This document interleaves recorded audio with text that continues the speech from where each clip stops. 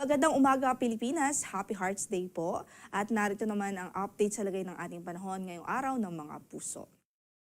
Kasalukuyan ay tatlong weather system pa rin na nakakaapekto sa bansa. Nariyan pa rin naman ang shear line at nakakaapekto pa rin ito sa kasalukuyan sa silangang bahagi ng Central Southern Luzon, habang yung easterlies naman natin dito sa katimugang bahagi ng bansa. At nariyan pa rin naman ang amihan, prevailing pa rin ito doon sa sa Hilagang Luzon, o partikular ka po dito sa Northern Luzon. Sa kasalukuyan, wala po tayong bagyo na minomonitor sa loob ng ating area of responsibility, and at least in the next 2 to 3 days, wala tayong inaasahan. So sa pagtayo ng ating panahon, mananatiling maulap ang papawurin at mataas pa rin ang tsansa ng mga pag-ulan dito sa mainland Cagayan, sa Isabela, Aurora, Quirino, Nueva Vizcaya, maging dito po sa Bulacan, Rizal, Quezon Province, Laguna at Camarines Norte.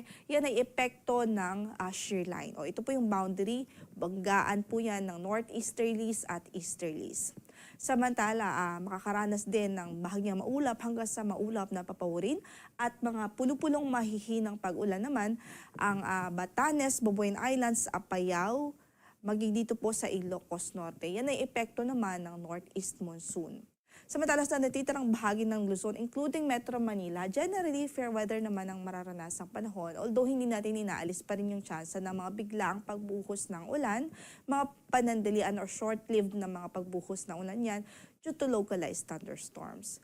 At inaasahan natin sa araw na ito, bahagyang mas mainit ang inaasahan nating temperatura kumpara sa mga nakalipas na araw. Although sa mga uplands o mountainous areas, inaasahan pa rin natin ang malamig na temperature, especially dito sa Benguet or Cordillera Administrative Region at maging dito sa ilang bahagi po ng Calabarzon. So sa Metro Manila, ang inaasahan nating temperature is 23 to 31 degrees Celsius for today. Samantala sa Baguio, 15 to 24 degrees Celsius, 21 to 32 degrees Celsius sa Lawag, 22 to 28 sa Tuguegarao. Samantala sa Tagaytay, 20 to 29 degrees Celsius at sa Legazpi ay 24 to 30 degrees Celsius.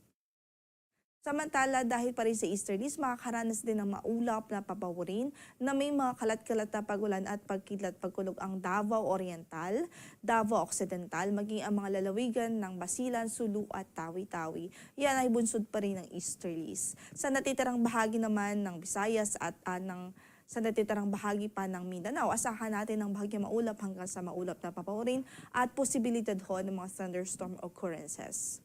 Samantala sa Tacloban, 24 to 31 degrees Celsius ang inaasahang magiging agwat ng temperatura, 25 to 31 degrees Celsius sa Cebu, 24 to 30 degrees Celsius sa Iloilo, sa Puerto Princesa ay 26 to 31, 26 to 30 sa Kalayaan Islands, 24 o 25 to 33 degrees Celsius sa Zamboanga City, sa Davao naman ay 24 to 32 degrees Celsius.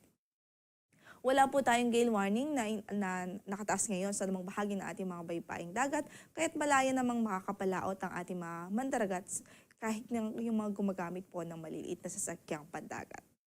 Ang sunrise natin for today is 6:21 in the morning at lulubog ang araw mamaya sa ganap na alas 6 punto ng gabi. Yan ang latest mula dito sa Pag-asa. Ito po si Lori de la Cruz Galicia. Magandang araw po.